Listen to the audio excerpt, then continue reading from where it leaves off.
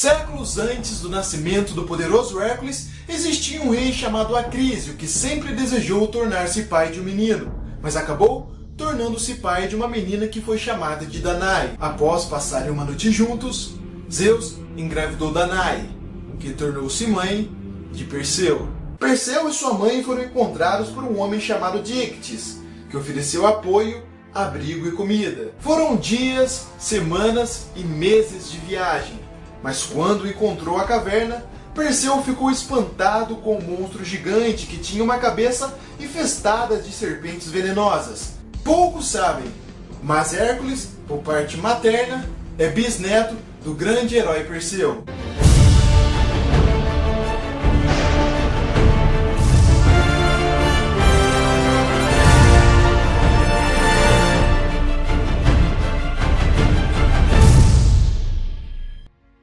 Essa grande história começou com um guerreiro chamado Peleu, que ao longo de sua jornada lutou ao lado de muitos heróis gregos. Cansado dessa vida de conquistas e derrotas, Peleu se aposentou e acabou se apaixonando por uma ninfa chamada Tétis. Os dois viveram um grande romance e desse grande amor nasceu Aquiles. Existem duas versões que contam como Tétis tentou transformar Aquiles em imortal.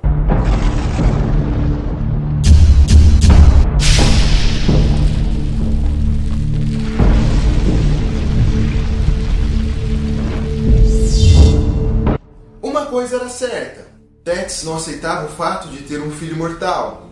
A primeira versão da lenda conta que a ninfa colocou seu filho, ainda bebê, em um poço onde existiam chamas mágicas que poderiam tornar qualquer ser humano em imortal. Cada dia uma parte do corpo de Aquiles era exposta a chamas. Quando restavam apenas os calcanhares, Peleu, achando que Tétis estava tentando cometer um assassinato, pegou Aquiles e fugiu.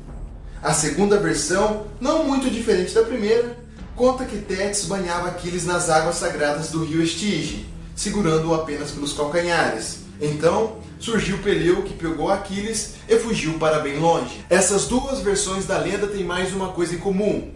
Aquiles acabou tornando-se um mortal muito poderoso, quase que invulnerável. Mas ele tinha um grande ponto fraco, o seu calcanhar.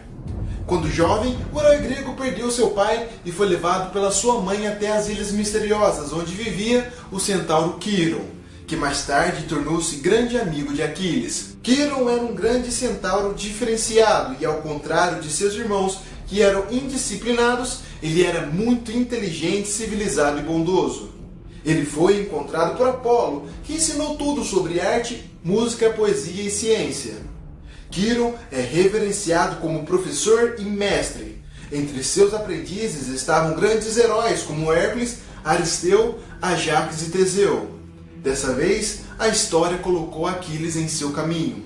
Devido à instabilidade política muito grande nas regiões, uma guerra era questão de tempo. Bastava apenas tentar adivinhar qual seria o motivo dessa vez. Os gregos, preocupados, viajaram até os oráculos para saber se conseguiriam vencer a guerra.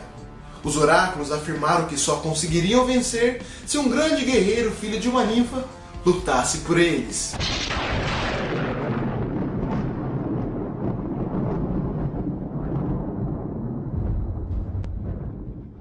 O grande guerreiro Aquiles passou boa parte da sua juventude treinando bravamente ao lado do seu amigo Centauro e acabou tornando-se um grande guerreiro que dominava muito bem a arte do combate. Enquanto Aquiles passava pelo forte treinamento militar, as tensões entre as cidades-estados cresciam e uma disputa entre três deusas foi o estopim para a Guerra de Troia. Essa guerra começou por causa de uma discussão entre as deusas Afrodite, Atena e Hera, que questionava qual das três era a mais bela. Para decidir, foi realizado um concurso onde um homem chamado París, príncipe de Troia, fez o papel de juiz. Afrodite foi eleita a vencedora após ter prometido a mulher mais bela do mundo a París. Para cumprir essa promessa, a deusa raptou Helena, a mulher de Menelau, rei da temível Esparta. Nessa época, Troia era governada por Priamo, que tinha dois filhos, París e Heitor. Após esse sequestro, a Guerra de Troia estourou.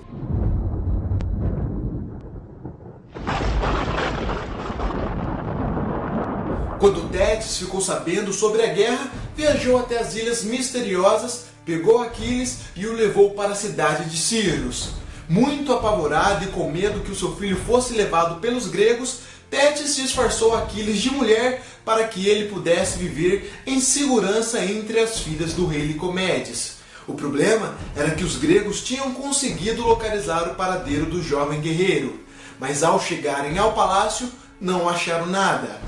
Um homem muito esperto que chamava Ulisses, que inclusive era príncipe de uma cidade aliada de Esparta, simulou um ataque na escuridão da madrugada. Aquiles, acreditando, se revelou para proteger as filhas do rei. Depois de horas e horas de conversa, o príncipe Ulisses conseguiu convencer Aquiles de lutar pelos gregos na guerra de Troia. Durante muitos meses, os espartanos aniquilaram os numerosos troianos, mas pelo outro lado, tinham poucos soldados e as baixas eram inevitáveis. Aquiles, com seus poucos soldados, conquistou muitas cidades, territórios e bases militares dos troianos. Os anos de guerra foram passando e o número de mortes foi aumentando, até que certo dia Aquiles se desentendeu com Agamenon, rei de Micenas, e se recusou a continuar lutando pelos gregos, o que deu uma grande vantagem aos troianos. Patroclo, melhor amigo de Aquiles, era um homem muito patriota e não aceitava ver os gregos serem mortos por causa de uma rixa desnecessária entre Aquiles e Agamenon. Então, ele pegou a armadura de Aquiles escondido e partiu para a guerra. Porém, foi desarmado pelo deus Apolo e morto pelo príncipe de Troia, Heitor. Quando Aquiles sentiu falta de sua armadura, procurou por ela e descobriu que seu melhor amigo tinha sido morto após pegar a armadura escondida e partir sozinho para defender os gregos. Aquiles, com sede de vingança, resolveu voltar a lutar contra Troia, mas desta vez para pôr fim na guerra. Os deuses, escondidos de Zeus, influenciaram e interferiram na guerra dos mortais. Aquiles foi até as muralhas de Troia e desafiou Heitor. A batalha foi árdua, mas a superioridade de Aquiles era notável, e com ódio no coração, atravessou uma lança na garganta de Heitor. Não satisfeito, o herói grego amarrou em sua quadriga e arrastou o corpo do troiano para que todos os soldados vissem. Algumas lendas dizem que Aquiles usou armas confeccionadas pelo próprio Hefesto. Priamo, rei de Troia, foi até Aquiles e pediu humildemente para pegar o corpo do filho. Vendo o rei se humilhando ajoelhado, o herói grego concedeu o pedido. A guerra, no entanto, continuava e o número de mortes só crescia, até que os gregos criaram um plano. Construíram um gigante cavalo de madeira e deram como presente de paz aos troianos. O cavalo foi colocado para dentro do reino, e quando a noite chegou e Troia adormeceu, muitos soldados saíram de dentro do cavalo e abriram os portões para que outros milhares de soldados gregos pudessem entrar. Aquiles estava presente nessa batalha e foi o ponto-chave na vitória dos gregos.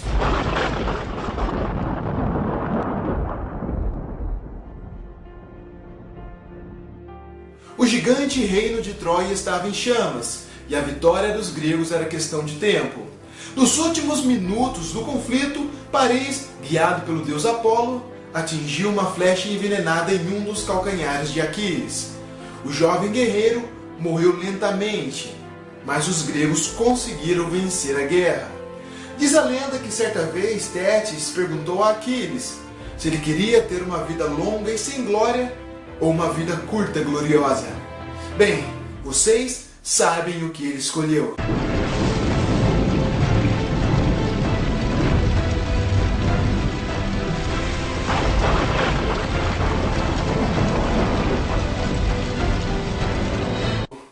Olha ali, Spike. Calma aí. Meu novo mascote. Ele... Olha, tá o coração batendo rápido. Ô, Spike. Calma. Não. Então, ele pode parecer um poodle, mas o cara é um leão. O cara é muito feroz. Ele que vigia a casa. Ele que participa das gravações. E ele que dorme vigiando a minha casa. Ele dorme aqui no meu quarto. Dorme pra galera. Spike, vamos lá.